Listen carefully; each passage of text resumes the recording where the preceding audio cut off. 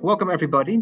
Welcome to this webinar, this inspirational session for the ticket program. Glad you're all here to join us. Would like to start off by giving a brief description about the ticket program and what it's all about and what it aims to do. So the ticket program is funded by the EU through the Erasmus. TICKET stands for Transnational Intercultural Competences through Knowledge Exchange and Training, and is done by a consortium of 7 universities who have aimed to provide academic and professional staff with holistic skills and intercultural competence that will allow them to enhance internationalization and improve social educational delivery across the higher education sector. Due to the expanding number of intercultural encounters and collaborations, intercultural competence has become one of the key skills for graduates, but academic staff as well. As such, intercultural competence has become essential for employability and professional development in academia and outside. TICKET aims to provide staff a toolkit to cultivate their own intercultural competence and in turn support students develop their own intercultural abilities. TICKET has aimed to provide 9 modular self-directing training programs to support staff in developing these intercultural competence skills. And we are developing a toolkit with 12 inspirational webinars. Of this is one to further support staff as they engage with the toolkit and providing access to existing resources and projects. So the 9 modules have been divided into 4 thematic areas. The first being mobility and its effect on campus.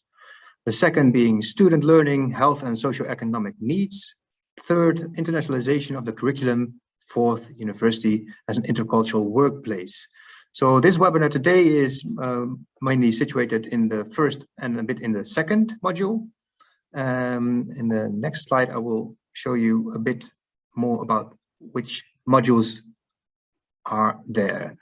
So in the first theme of mobility and its effect on the campus, we have 3 modules, one on staff and students' experiences with international mobility, the second, welcoming international students and staff, the third being fostering face-to-face and online contact among international students and locals. The second theme for student learning, health and socioeconomic needs, I have 2 modules, one of how to foster participation and learning for all, and the second, interculturality and striving for social justice. The third theme is internationalization of the curriculum and has 3 modules, how to internationalize the disciplines, multilingualism and interculturality, challenging assumptions about good learning and teaching. Lastly, the last theme is about university as an intercultural workplace, and has 1 module about interculturality among professional and academic staff.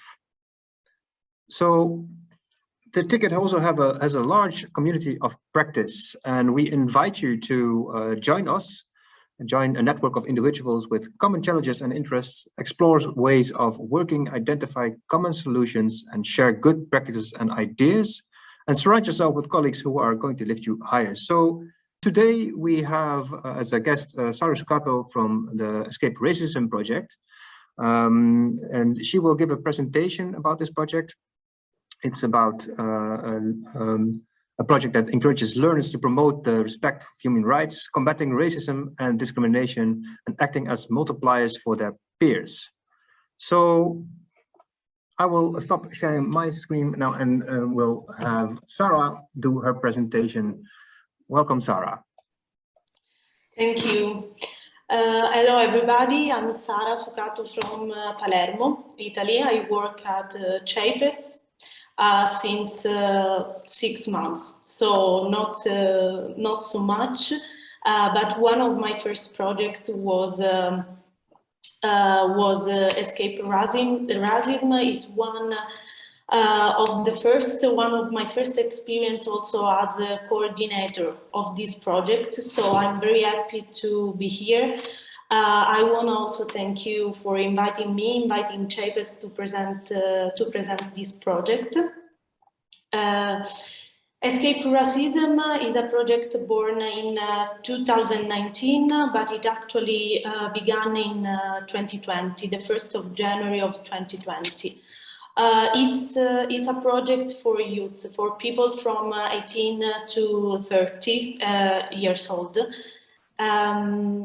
It's mostly a project to sensitize. The main focus is to sensitize people about anti-discrimination, anti-racism, how to prevent and fight this kind of phenomena that affect our society. In particular, Palermo is Italy and Palermo are really sensitive to this kind of topic because we are the main Sicily as Lampedusa is the main entrance for most migrants to Italy and to Europe. So we have lots of episodes, lots of problems with this kind of phenomena in our country, in our territory. So it was important for us. It was one of the main aim is, as I already said, to sensitize.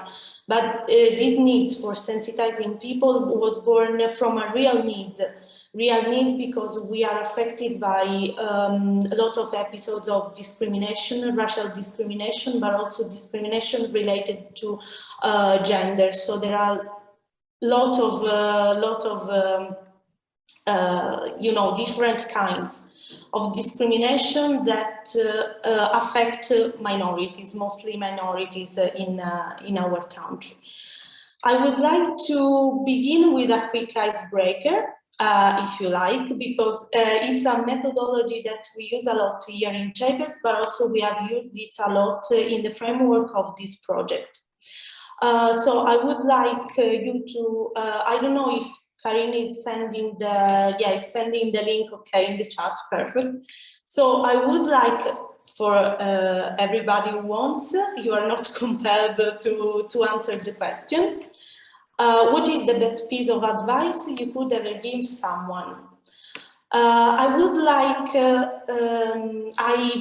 like, yes, to begin with this kind of question, because I would like to know a bit better the people I'm talking with, and hopefully we will have, an exchange about also the environment we want to create during this webinar and this workshop. So I'm opening the link as well. Maybe we have 5 minutes, I don't know, 4 or 5 minutes to share our, for people who would like to share their answer. Okay, there are already some interesting answers. I have a question in the chat. Someone says, hello, regarding the question, you'd like to have best advice to fight racism? No, it's not for fighting racism, but it's, like if someone has ever given you an advice for life, you can maybe that you find profitable during your life or during a particular experience you had. So no, it's not related to racism. I don't know if maybe there is someone who wants to explain this advice, or if they find it useful, but I think so. If it is related to a specific episode on your life, or maybe if you want only to take inspiration and maybe use these advices you are seeing in future occasion. That's probably what I'm going to do. Would you like me to share the slide with the Jamboard maybe, Sarah? Yeah, okay. Yeah, I'll do that. Hold on. Yes, actually, I think that a lot of these advices, even if they are not directly related to discrimination or racism situation, they can easily be applied in this kind of situation. For example, treat all persons equally, or listen more to what people say, assume less. That's what we try to, to discuss about with young people that tried our experience, our escape room. Also, I would like to say you that actually I'm inside the escape room. So I know that you can see most, but I would like to have a most immersive experience with this webinar. Yeah, don't take yourself too serious. I hope I could do this now because I'm a bit tense. Practice active listening. Be not afraid to fail. Do not let society define who you are.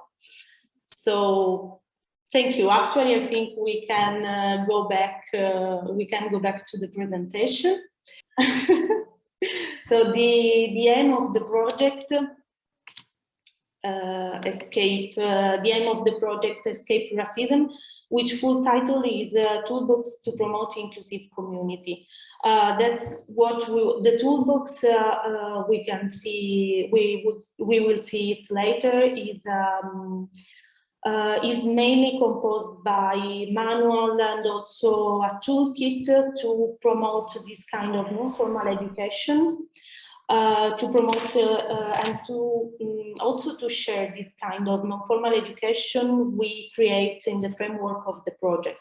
So the project Escape Racism has the main aim of building inclusive societies, building inclusive communities, where young people are promoting the respect of human rights, combating the racism and discrimination, and acting as multipliers for their peers. Because we know that putting ourselves from the point of view of teachers and talking to youngsters as they are students is not useful, or it's not useful to allow them to understand racism and discrimination, to allow them to understand how to prevent and fight racism and discrimination. However, otherwise, I'm sorry, we saw that putting them as multipliers for their peers, putting them in the condition to be teacher for their peers, so creating a forum for discussion, simply for speaking and talk about a different topic is more useful rather than teaching them something and giving them some notions. So it's this is the main aim of the project. Okay, the partner of the project come from 4 different partner countries. So because we are two different organizations from Italy. One is CEIPES, that is a Center for Promotion and Education, Center for Promotion of Education and Development. And the other one is OFEMIA from Turin, that is an association for social promotion.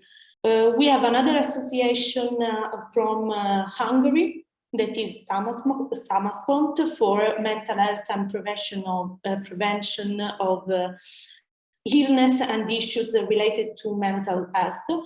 Then we have Coventry University from England. The contribution of Coventry University was and still is very useful, because they have a great expertise on gamification and implementation of game as a non-formal methodology for education.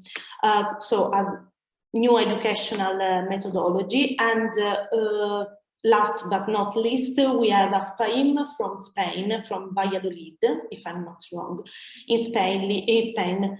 They mainly they are mainly concerned with the topic of disability. They have a great center. They are doing a great job in Valladolid, because they host people affected by different kind and different stages of disability, giving them, providing them a rehabilitation path, not only from a physical point of view, but also from a mental point of view. So pursuing a mental health. Oh, I'm sorry. Okay, so the main fish. Also, what I would like to say about our organization, CEIPES, is that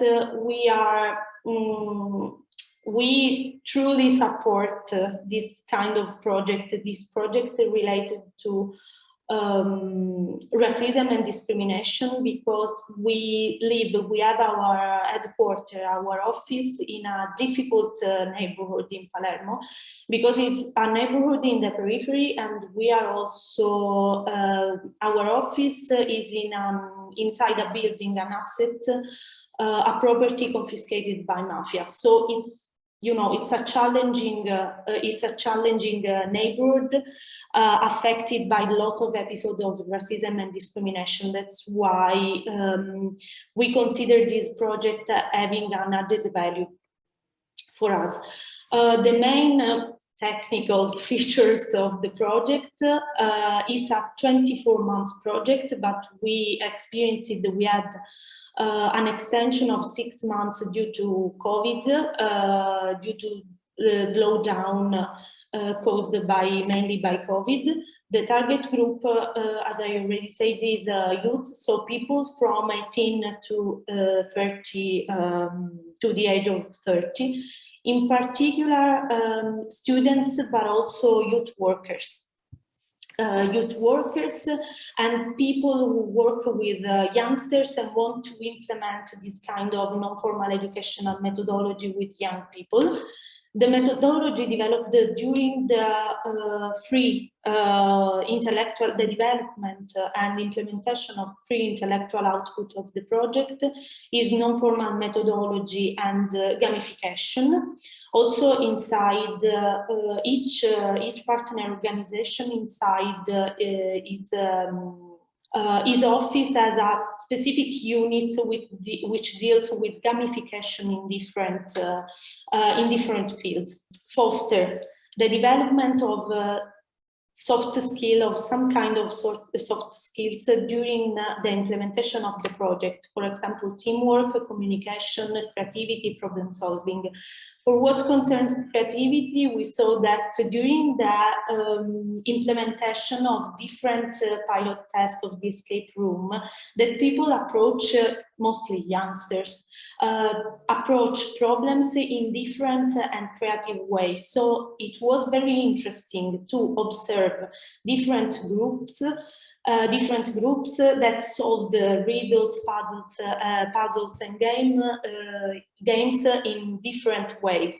So we have always, in each session, we have always different hints and different inputs to develop and to make our escape room better. Thematic areas concerned in the development of the project are disability, borders, modern slavery, racism and discrimination, and bullying. Each thematic area is each partner organization dealt during the development of the project with a different thematic areas. So we are dealing with racism and discrimination. Spain is dealing with disability. Hungary is dealing with bullying. I think Spain with disability, I'm sorry.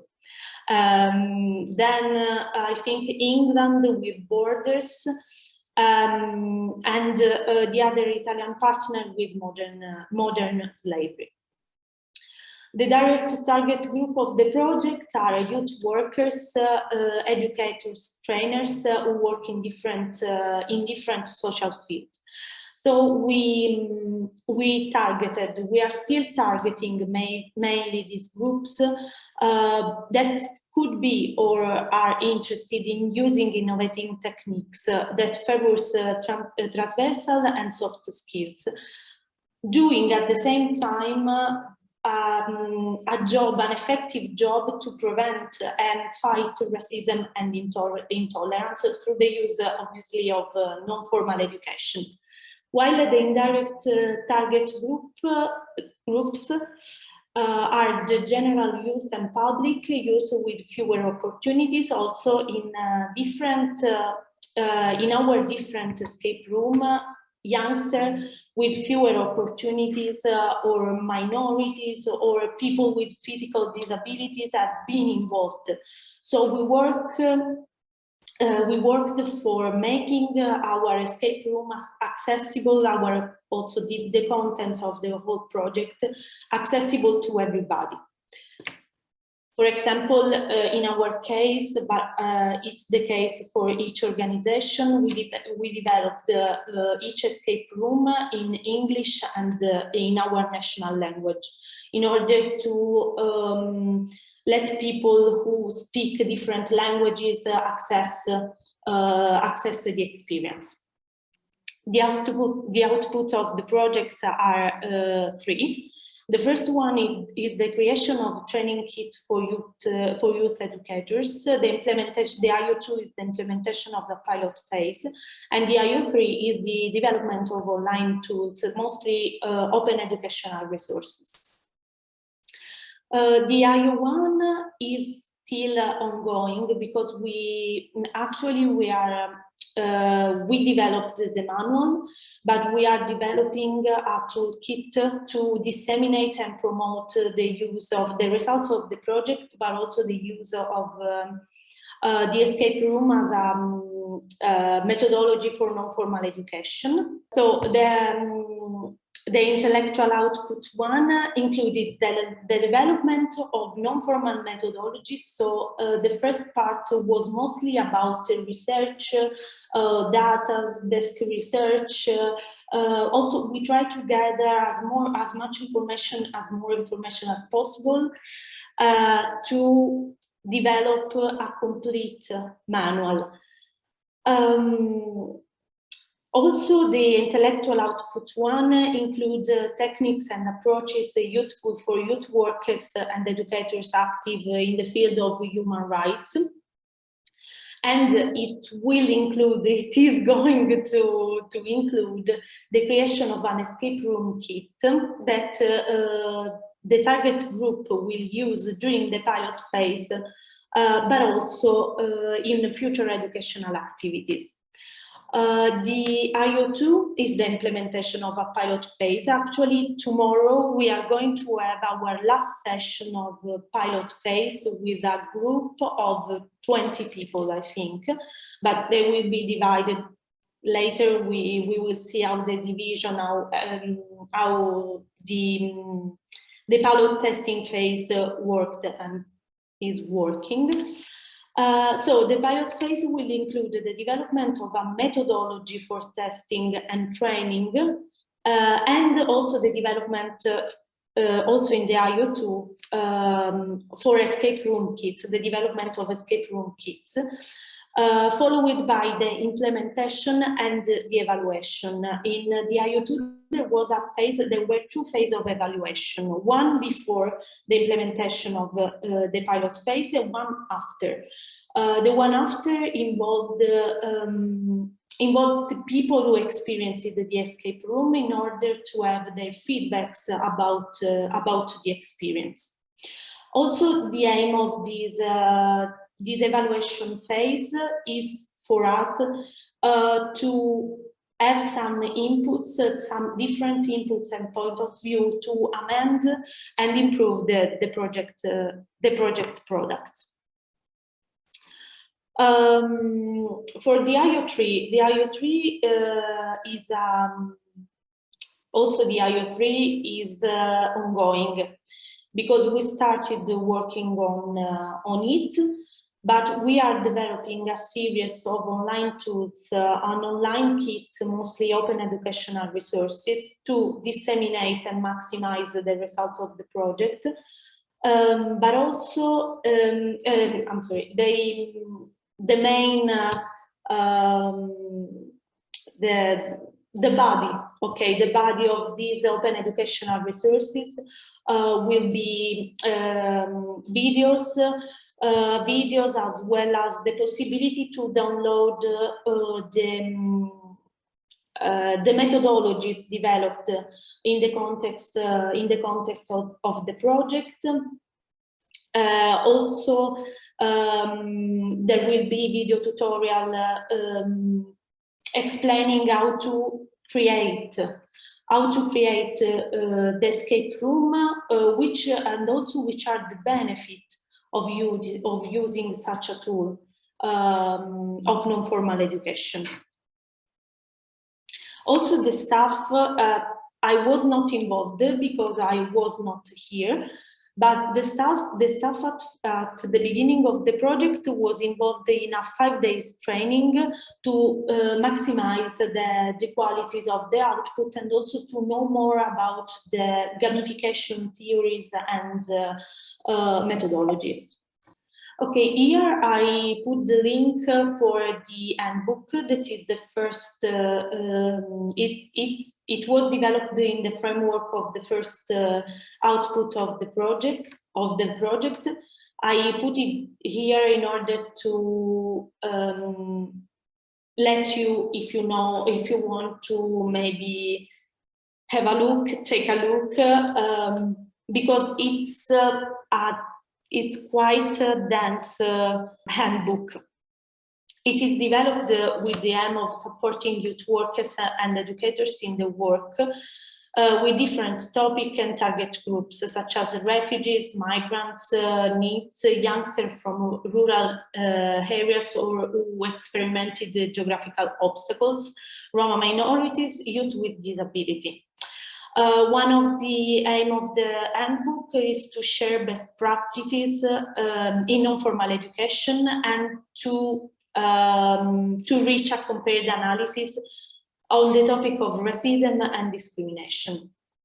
So this handbook was created in the first month of the project, with the aim also to improve the competencies of involved organization in involving and developing the skills for youth. Also because we needed this kind of information, this kind of research, because we are dealing mainly with the people with fewer opportunities. We needed also to do a research about the benefits, different benefits of using this kind of non-formal educational methodology, which is being used in not properly the escape room, but gamification methods is being used in different countries, in different parts of the world, with actually surprising and stunning results. The first output, so the handbook, is divided into two parts. A theoretical part made mostly by, as I said, research information about gaming, about different methodologies that have been contextualized in the 4 different countries. Also, our research was made on the condition of discrimination, racism, discrimination against people with disabilities, against Roma minorities, in all the 4 different partners country. I'm sorry. Also, there is a practical part which includes the detailed session of the workshop, so the workshop in which we developed the testing of the escape room, general recommendation for educators in using these methods, also what we observed during the implementation of the escape room. And also it will contain, because we are developing this part, will contain the 10 scenarios that will be that we already tested. Okay, so the toolkit that is mostly this second part, the practical part, is thought to be a strongly practical instrument for educators and trainers. In this part, we will upload, according to this part of the project, we will upload on our website. Maybe later I will send you the link in chat. 10 scenarios, we will upload the 10 scenarios because the topics are 5, but 2 scenarios have been developed by each partner country. So at the end of the project, we will have 10 different scenarios. We already have these 10 different scenarios. related to racism, discrimination, human rights protection, hate speech, modern slavery, and disability. It's the topic for what concerns hate speech is a topic that is transversal for each main topic and for each escape room, because obviously we talk about hate speech when we talk about racism, discrimination, disability. So it's you know, the fil rouge of this project. Okay, now because I know that maybe I am quite annoying you. I don't know. I hope it's not the case, but I would like you to go inside to experience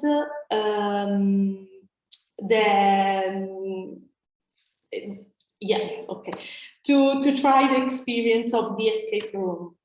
So I put here a crossword. You have to complete the crossword in order to find the key that will lead you to another. In the case of our escape room, this key will lead you to another puzzle. In our case, will let us to go to move on with our seminar.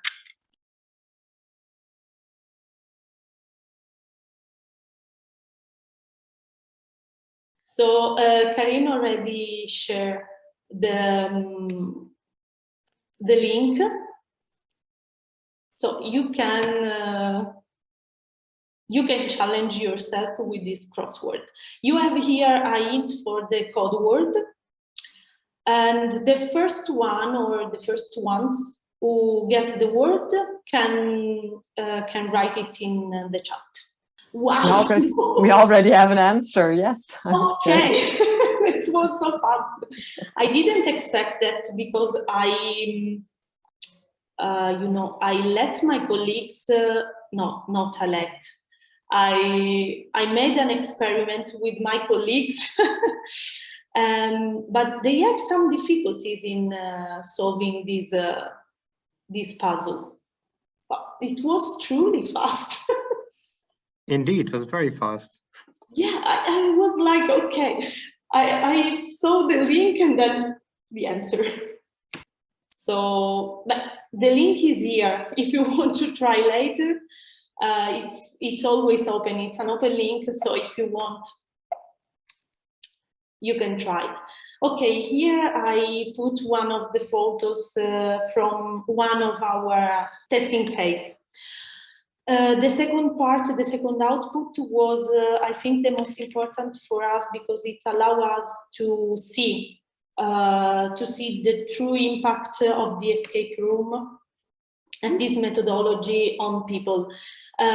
People, not only students, but also youth workers, that mostly because it's one of the main target of the project. Also, as you can see from this photo, it was an activity that we were able to conduct during the pandemic situation, because we were afraid of having to stop these activities, but actually we managed to organize it in a safe way. So you can organize it in a safe way if you are interested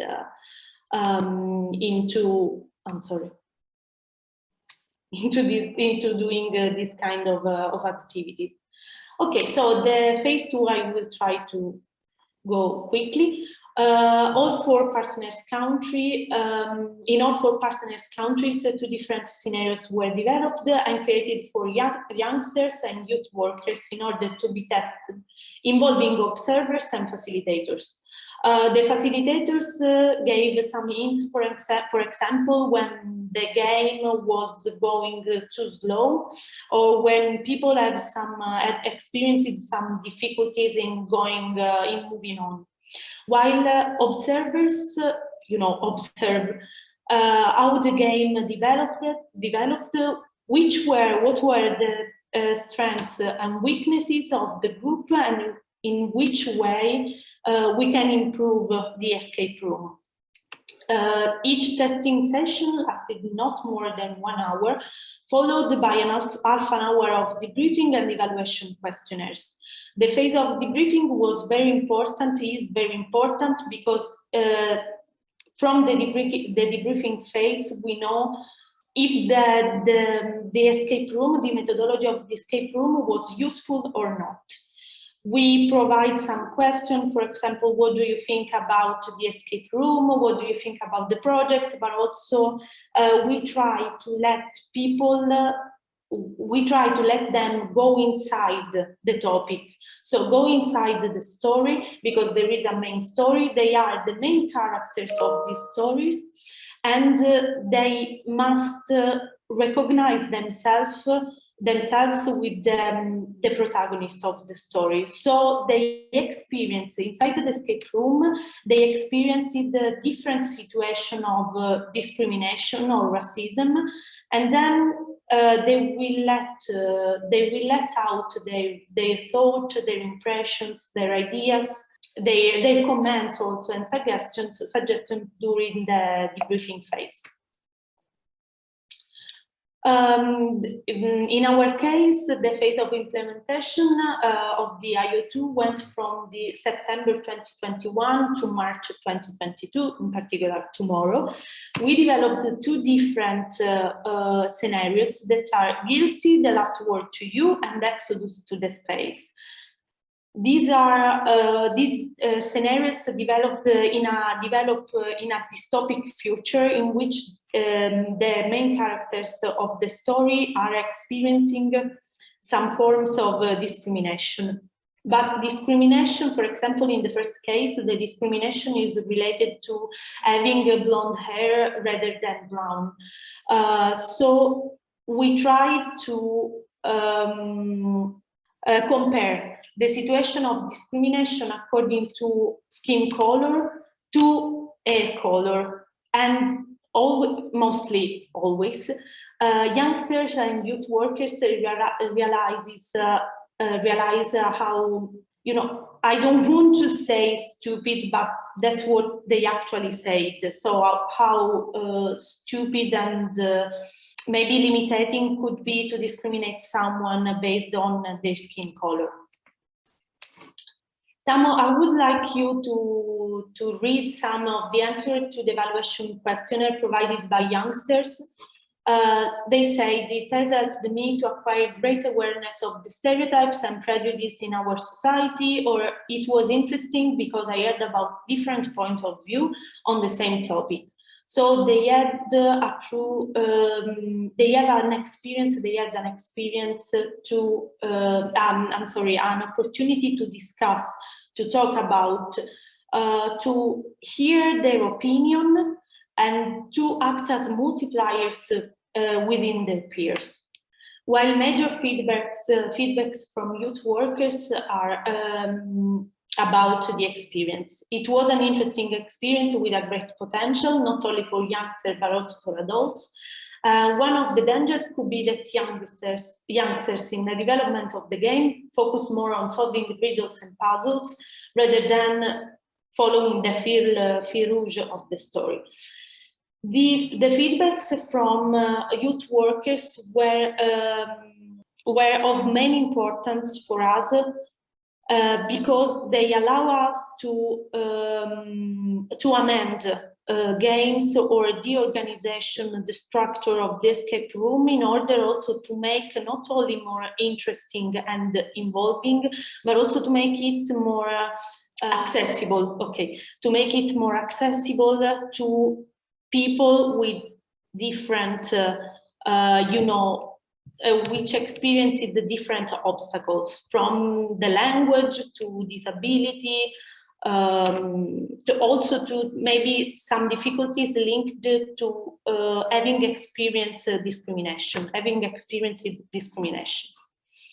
The last output is the development of online tools. So according to this output, the materials and kit produced for the intellectual output 1 will be converted in online in digital tools through the creation of webinars, digital materials, videos that will all be included in the online platform and website that is our website to assure maximum visibility and accessibility of project outputs and products, and to guarantee also sustainability beyond the project lifetime. So mostly to disseminate the results,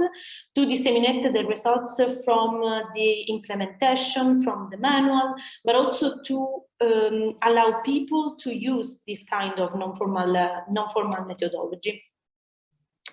So here, I think I must stop sharing my screen. Okay.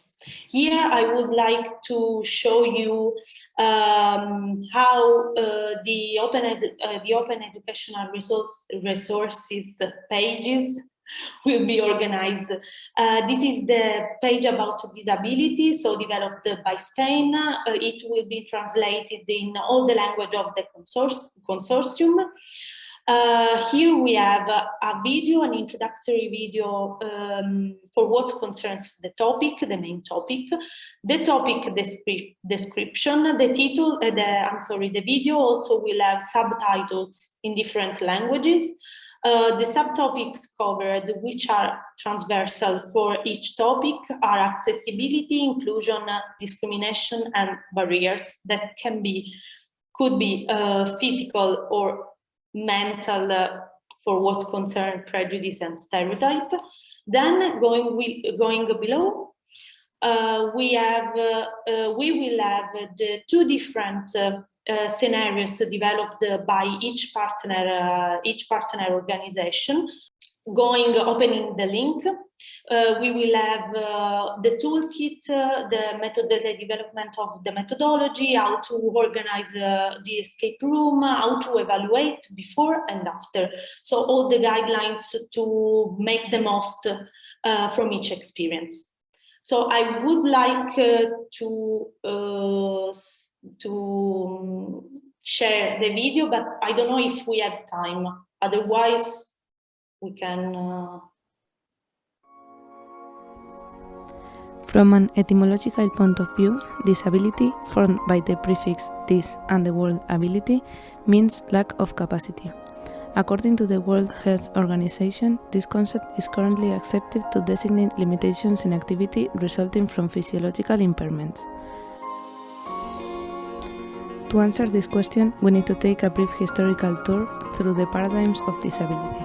The dispensation paradigm is based on a conception of disability, in which the root causes of disability have mainly a religious motive. People with disabilities are thus seen as unnecessary or useless, because they do not contribute to the needs of the community. The rehabilitation paradigm focuses the problem on the individual, on their deficiencies and difficulties. Therefore, it identifies rehabilitation, physical, mental, or sensory, as the main field of intervention through the professional work of different specialists, with the ultimate aim of adapting or normalizing people with disabilities.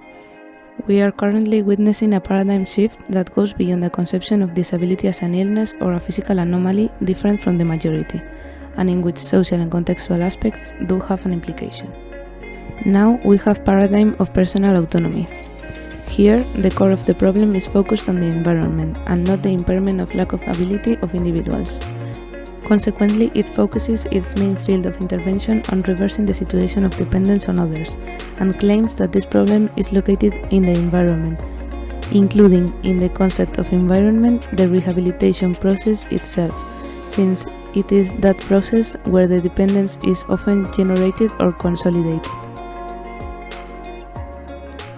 Over the years, people with disabilities have encountered very different types of barriers. The most known and recognized are the physical barriers, which are very visible difficulties for people with physical disabilities. In a building, you can find stairs, narrow doors, and lack of elevators, but on the streets, you can also find narrow sidewalks with different obstacles on them. We can also find communication barriers. Every information should be presented in different communication channels and use different accessibility techniques such as large print, braille, or screen readers, videos with subtitles and sign language aids. Furthermore, and these are very important ones, we have the attitudinal barriers, stereotypes, stigma, and discrimination. These are the kind of things that contribute to other obstacles, like social barriers. The stereotypes and discrimination cause social isolation, lack of opportunities to participate in social life or working life, and lack of representation in public images, which contributes to invisibility of people and ignorance about the problem. We can consider these barriers are starting to be more visible and clear. The world is improving and trying to be more accessible and inclusive, but we need to keep moving forward in that direction, adapt the system to people and not people to the system. This means we want to move towards inclusion, not just integration.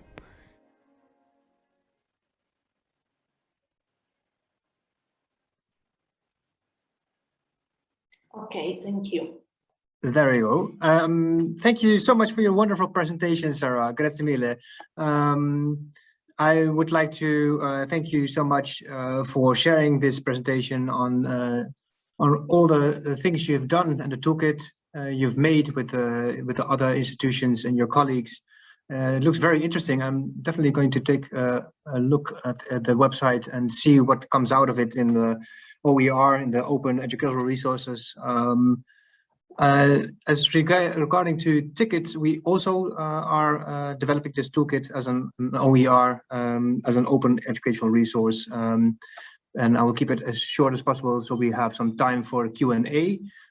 Please share your opinions and ideas in our community of practice on LinkedIn or through our website, www.interculturalticket.eu. And maybe help us develop our toolkits better with your input.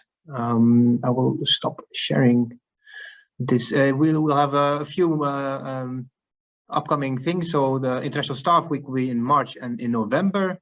And you will be able to find more information on this on our website, interculturalticket.eu. So please have a look at there and maybe join our community of practice. So thank you so much. We'll go back to Sarah and some time for some questions from the audience. Now, actually, I would like to stop talking because I would like truly to hear your experience or your opinion about this kind, about the project, but broadly about this kind of non-formal methodology. If you have ever played an escape room, what do you think the strength of this project and then non-formal methodology linked to gamification could be? And at the same time, what do you think the challenges could be? Related, for example, to the target group, since we are talking about target group with fewer opportunities, or maybe some physical disability, some mental disability, or people who experience the racism and discrimination, and maybe they are not keen to talk about it. They are not, maybe they have not the instrument or the will to talk about it because it's difficult. It's truly difficult. So I don't know if someone wants to give some inputs, or if you have also maybe some doubts about the project as well.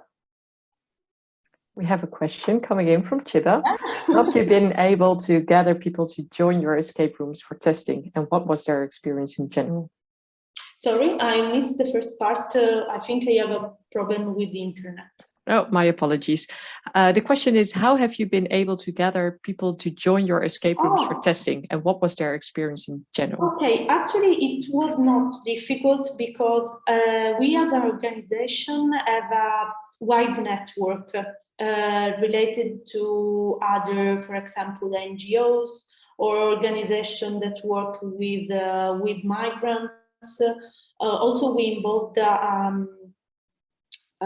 Centro di Accoglienza. I'm sorry, I missed the words in English, but we involved a center which gather migrants arriving here in Sicily. So in some cases, they were not willing to participate because also some difficulties linked to their staying here. For example, some people didn't have documents for staying here. So we tried to involve them, but it was truly difficult.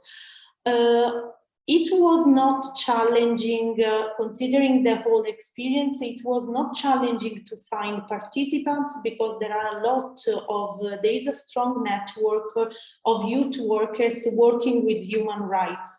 So it was actually easy to involve people. For example, tomorrow we will have a classroom of 20 people, and also the teachers who want to play because they are interested in this methodology. So it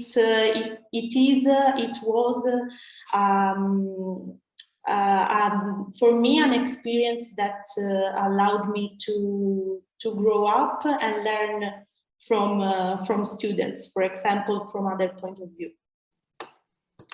Thank you, Sarah. Considering the time, I do have one last question that was asked earlier, and that was if the crosswords are always in English. It depends, because we have the same games for what concerns us. We have the same games translated in Italian. So we have two scenarios in English and the same scenario translated in Italian. So it depends, because we developed the crossword not only in English. So if there aren't any other questions from the audience, I would like to again thank you, Sara Grazie, for your presentation and answering the questions. It was very educational for me. I learned a lot, and I'm actually quite curious on doing an escape room myself. I've done one myself, but not in such a context. So it sounds like something which could be very beneficial and helpful in the educational surroundings. So again, I would like to thank all the people for joining in today. And I think please... there was one last question sorry. on the chat. Yes, because I am seeing no, I'm sorry for interrupting. That's all right. I saw that Katie wrote, I have played the escape rooms, but never really reflected on the capacity they have to help me learn something. I would generally think of them being an opportunity to apply problem-solving skills. So perhaps there is a strength in some areas, but a potential challenge for people who are less informed. I don't know. I don't think there is a potential challenge for people who are less informed, because we have had some groups during the testing that have never played an escape room. So they were not aware about the potential of the escape room, but while playing, they become more aware about the potential. So I don't think, yes, maybe it's a challenge also. The truly challenging thing is to keep people sticking with the story rather than focusing on solving puzzles and riddles. But I think that the potential of the escape room during the debriefing moment can come up. So that's why the debriefing moment is truly important for us to understand what we are doing and what we can improve. Sounds like an amazing opportunity for all the people who are interested in these escape rooms. Again, thank you so much, Sara, and all the attendees. I would like to wish you a very pleasant day. Thank you, everybody, for joining us, and hope to see you in the next coming webinars as well. Thank you so much. Thank you. Goodbye. Thank you. It was awesome for me to be here and to be You're welcome. invited. Thank you. You're welcome.